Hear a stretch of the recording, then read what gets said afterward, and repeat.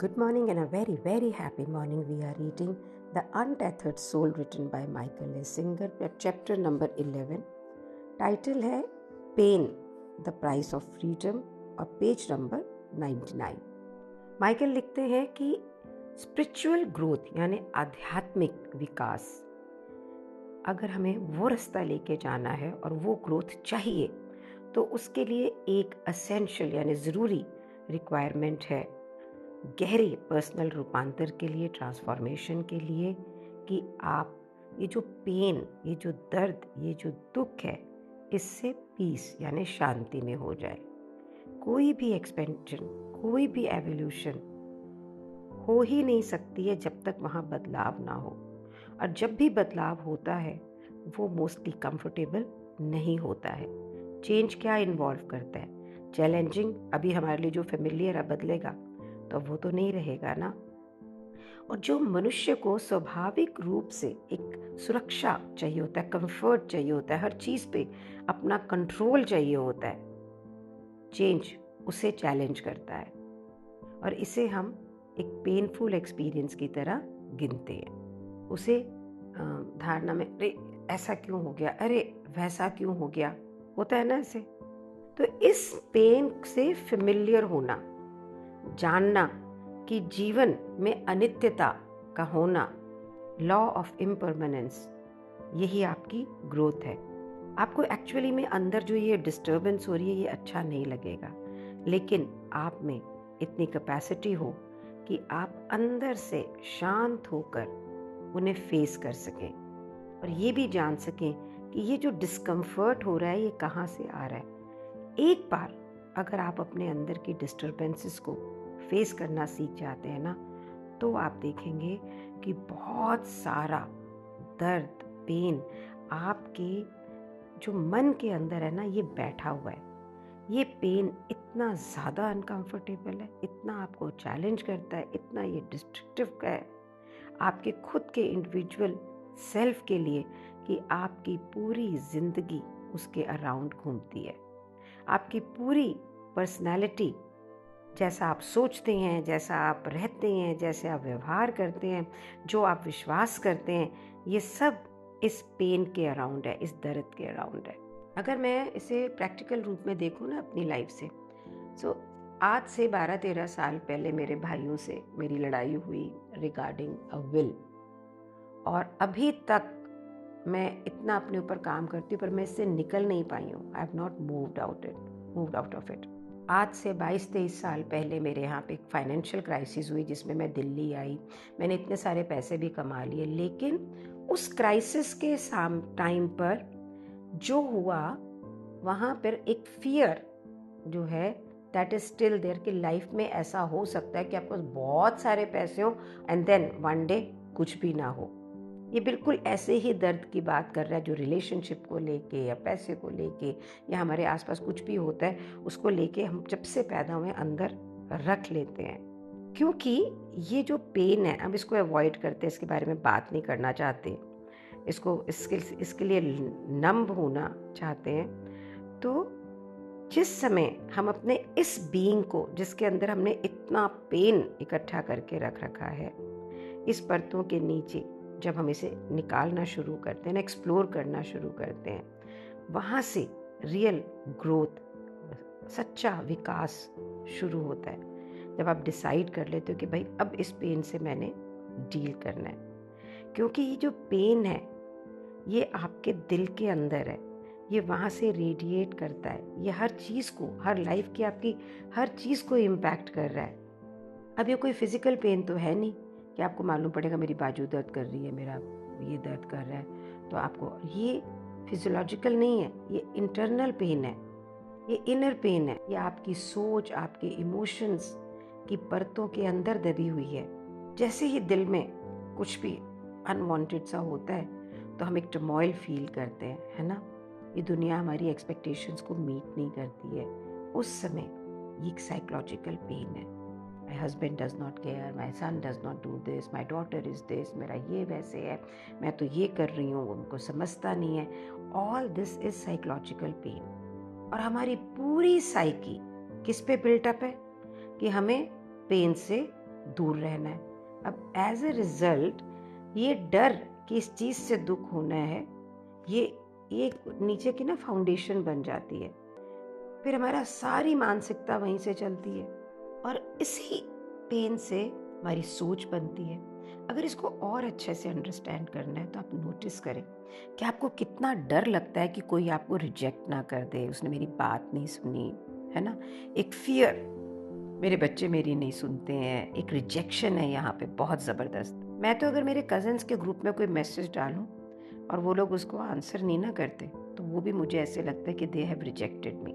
कुछ दिन पहले मैंने अपने स्टूडेंट्स के ग्रुप में एक मैसेज डाला and they did not answer, not one of them, and I felt a big rejection there. अब ये रिजेक्शन ना हमारे साइकी का हिस्सा बन जाती है। सो एक्चुअली लाइफ के अंदर जो इवेंट होते हैं जहाँ लोग हमें शायद रिजेक्ट करते हैं ना, वो बहुत थोड़े होते हैं। लेकिन हम ये जो फियर है, ये डर है कि लोग हमें रिजेक्ट कर देंगे, हम इससे हमेशा इसके साथ ही चलते हैं। ये हमारी ज़िंदगी का हिस्सा बन जाता है और ये दर्द हमारे पास हमेशा रहता है। और फिर हम वो हरकतें करते हैं सारी कि हमें ये पेन ना हो, और ये पेन ही फिर हमारी ज़िंदगी को रन करता है।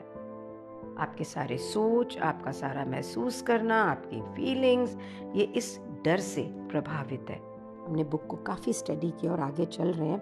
अगर आप ध्यान से देखो तो आप ये देखेंगे कि कोई भी बिहेवियर पैटर्न जहाँ पे हम पेन को दूर करने के लिए और फिर वहाँ से चलते हैं ना, वहाँ से हमें और दर्द मिलता है। मैं तो इसके लिए इतना कुछ करती हूँ, लेकिन ये तो कभी देखता ही नहीं। तो उसकी रिजेक्शन को एक्सेप्टेंस में बदलने के लिए आप और कर रहे हैं, वो और नहीं देख रहा, और कर रहे हैं, वो और नहीं देख रहा।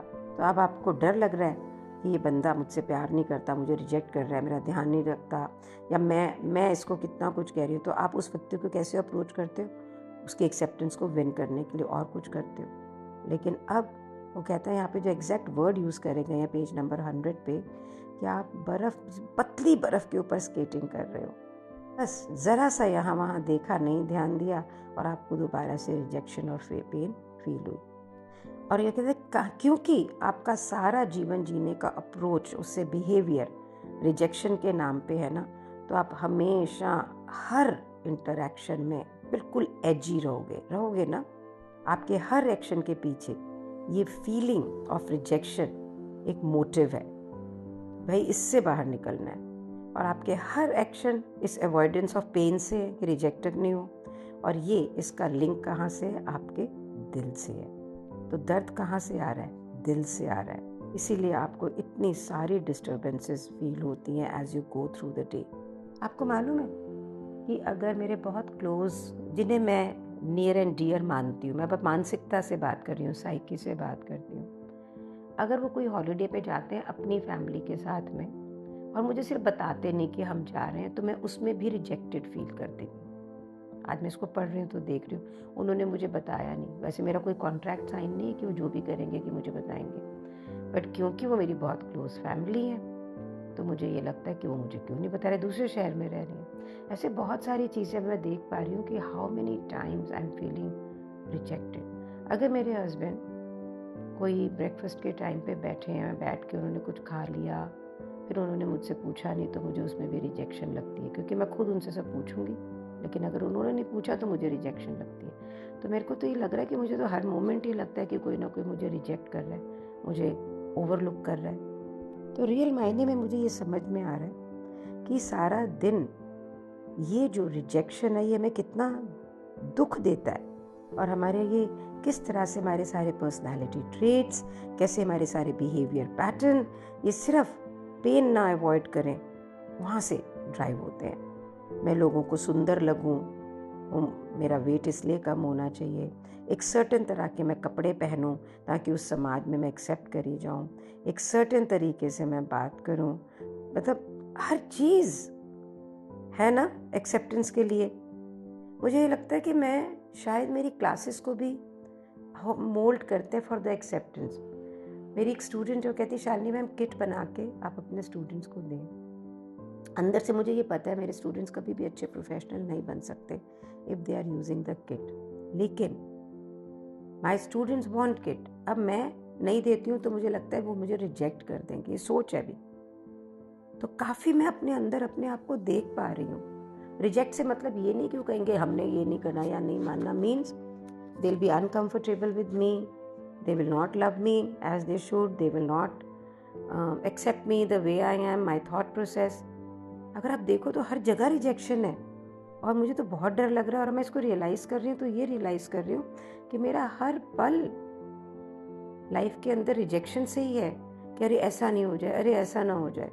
तो यहाँ पे राइटर भी लिख रहा है कि हमारा सारा दिन, सारी ज़िंदगी इस पेन को अवॉइड करने में निकलता है। और अगर आपको इसको वैलिडेट करना है, तो अगर कोई आपको ये कहता है कि तेरे कपड़े कैसे हैं, या तू मोट रही है, या कुछ है, कितना पेन फील करते हैं।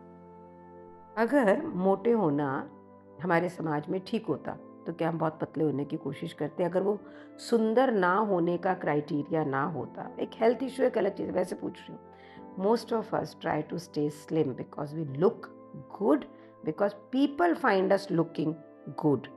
और जितनी बार हम इस पेन को अवॉइड करना चाहते हैं ना कुछ हमारे अंदर लिंक हो जाता है, जो एक potential of giving more pen होता है, और वही पेन जिसे हम अवॉइड कर रहे होते हैं।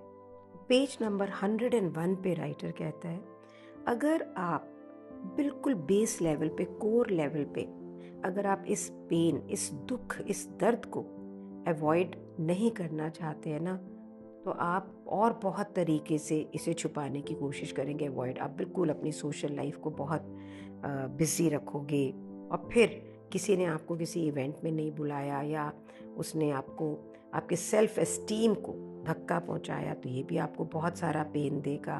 आपने किसी फ्रेंड को मूवी में जाने को बोला और उन्होंने बोला जी मैं तो बिजी हूँ, तो आप उससे भी हर्ट फील करेंगे। मैं गंगोत्री गई और बहुत सारा गंगा जल छोटे छोटे कैन्स में लेकर आई अपने सब दोस्तों के लिए। उन्होंने उसके लिए कोई इम्पोर्टेंस नहीं दिखाई, तो आई वॉज वेरी हर्ट। लो जी मैं तो इतनी दूर से लाई हूँ, लोग कर्टसी से ही ले जाते हैं। बुक के अंदर जो राइटर एग्जाम्पल दे रहा है वो ये दे रहा है कि आपका एक डॉग है, वो बाहर गया, आपने उसको बुलाया खाने के लिए और वो नहीं आया, तो अरे भाई उसको भूख लगेगा तो आप रख दीजिए, बोल उसको भूख लगेगा तो वो खा लेगा। लेकिन आपको ये लग रहा है ये मेरी तो सुनता ही नहीं है, ये जो मेरा जो पालतू कुत्ता जिसके लिए मैं इतना करती हूँ, ये मेरी तरफ देखता ही नहीं है। तो क्यों हम ये हार्टफेल्ट पेन फील करते हैं और दैट डॉग नॉट कमिंग और friend not accepting the invitation? ये पेन क्यों जनरेट करता है?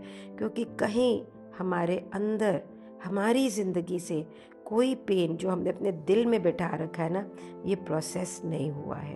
ये जो हिडन पेन है ना, इसकी वजह से हम पेन को अवॉइड करते हैं और परतों पे परतें चढ़ती चली जाती हैं बहुत ही सेंसिटिविटीज़ की। अगर इसको और अच्छे से हम देखना चाहें कि ये परतें कैसे बनती हैं, तो हम दोस्ती को मेंटेन करने के लिए बहुत मेहनत करते हैं, क्योंकि हमने ये देखा कि भाई ये पॉसिबल है कि भाई दोस्त मुझे रिजेक्ट कर देंगे, तो हम उस पर और हार्ड वर्क करेंगे। अब आपको सफल होने के लिए कि मेरे फ्रेंड मुझसे प्यार करें, आप हर वो चीज़ करेंगे ताकि जो उन्हें एक्सेप्टेड हो। How you dress, how you act, how you eat, how you speak. अब डायरेक्टली को हम तो रिजेक्शन को नहीं कर रहे हैं ना, हम तो स्टेटस क्यों मेंटेन कर रहे हैं। तो अभी किस पे आएगा, कपड़े कौन से पहने, चलें कैसे, गाड़ी कौन सी चला रहे हैं। अब क्योंकि हम इतनी सारी बातों को सोच रहे तो ये और पेन क्रिएट करता है। तो आपने नई गाड़ी खरीदी तो किसी ने सजेस्ट करा, अरे तुम तो इससे भी बेटर गाड़ी ले सकते थे, मैंने तो ये सोचा था। आप फिर डिस्टर्ब हो गए।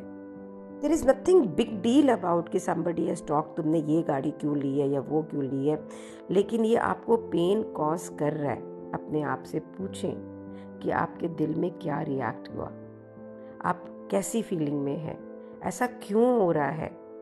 हम अपने आप से ये क्यों नहीं पूछते हैं, हम सिर्फ अलाउ करते हैं कि ये दुख हमारे जीवन में हो। पढ़ने से नहीं होगा, इसको हमें ना बिल्कुल अंदर तक जानना है। अभी मैं इसको पढ़ रही हूँ, आप सोचिए मैं सेकेंड टाइम इस बुक को पढ़ रही हूँ, लेकिन जिस ढंग से अब ये खुल रही है पहले कभी नहीं खुली। तो मैं अगर देखूँ तो yes I feel pain every moment. Life के हर मोमेंट पे मुझे किसी ना किसी की एक्सेप्टेंस चाहिए। इवन जो सफाई करने वाली आती, मैं क्या बोलती हूँ, इसे कोई फ़र्क नहीं पड़ता कि अच्छी सफाई करे, इसे हमारी कोई परवाह थोड़ी है, इन्होंने तो करके चले जाना है। यहाँ पे भी एक रिजेक्शन है। I am really able to see कि मेरा पूरे दिन में सारी चीज़ें मैं एक सर्टेन तरीके से इसलिए व्यवहार कर रही हूँ because there is a certain outcome I am looking at and it is most of it is by society standards of acceptance. Please बैठ के इसको सोचो। अंदर से कितनी घबराहट हो रही है कि अरे यार मैं कैसी ज़िंदगी जी रही हूँ। Can I be really free? ये क्वेश्चन मेरे माइंड में आ रहा है, आपके माइंड में आ रहा है। तो हम इस पे काम कर रहे हैं ना, यही पहला स्टेप है और यहीं से हम अपने आप को फ्री कर पाएंगे। Thank you so much for being with me. Thank you so much.